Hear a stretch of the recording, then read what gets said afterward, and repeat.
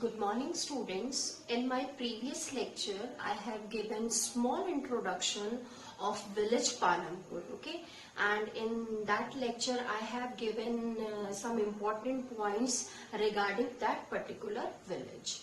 So children, in this topic, this is the second part of the story of village Palampur, and in this particular topic I will explain you organization of production.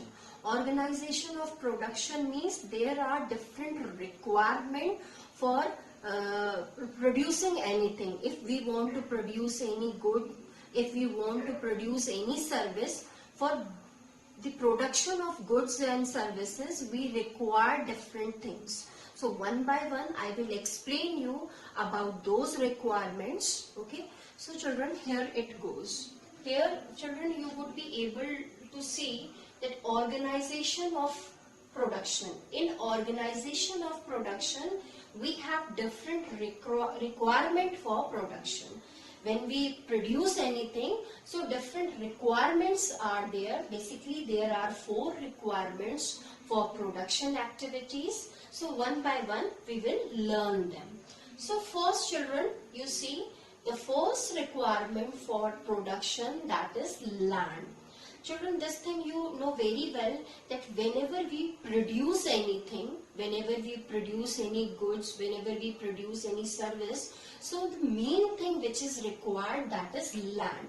Because in land only production activities can take place. You just take the example of watch. Suppose you want watch production. So for watch production also you require land, because in land only you can establish workshop or you can establish industry, and then only production activities can take place. You can take the example of food grain also. Suppose farmer wants to produce food grain. For production of food grain also land is required, because for in farming activities the main thing is that first we require land, then only we can produce food grain. So through this description now you would be able to understand that for the requirement of any production land plays an important role. So land is first requirement for production. Now come to second requirement. Second requirement means labor. Labors means the work which is done, that is known as labor. So in labor also children, we have 2 types of labor.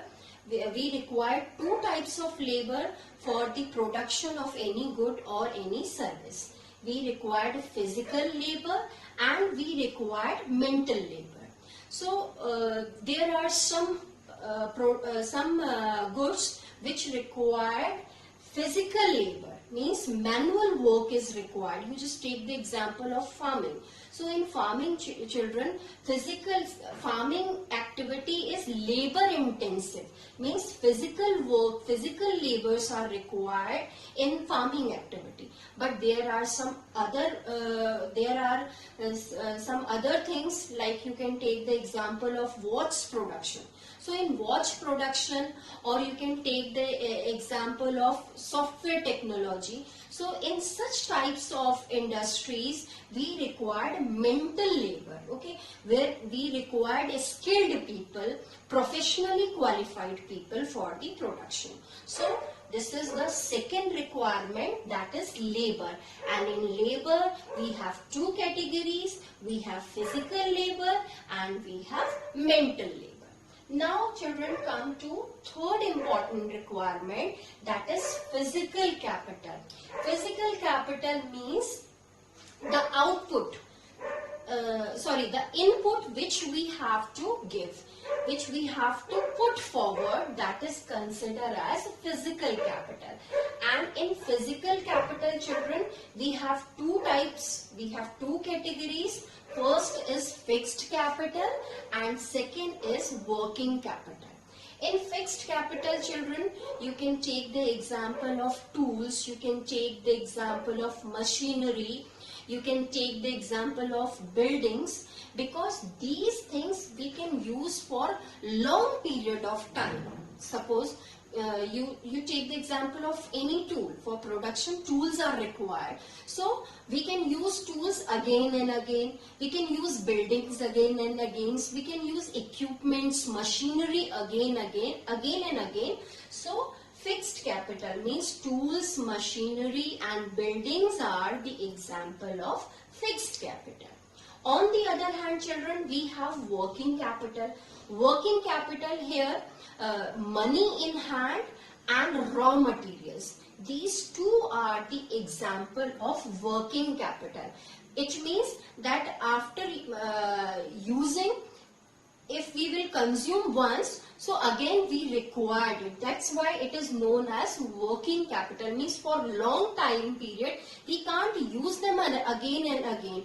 If once we have consumed, then again we required it. So money in hand and raw materials are considered as working capital. Now children, the fourth and very important requirement, that is human capital. Children, this thing you know very well, that human beings are also considered a resource. Human beings have skills, human beings have technology that they can utilize other resources. So that's why human beings are also considered as a capital. Okay, so human beings only can utilize land, human being can only utilize labor, human being can only utilize physical capital. With their technology, with their skills, they can utilize them, they can use these resources. So that's why human capital also play an important role, and this is very important requirement for any production. So that's all for today, children. In my next lecture, I will explain you how can farmer improve quality in their farm and different ways that through which they can improve their yield or they can increase their production in same piece of land. That I will explain you in my next lecture. Thank you, children.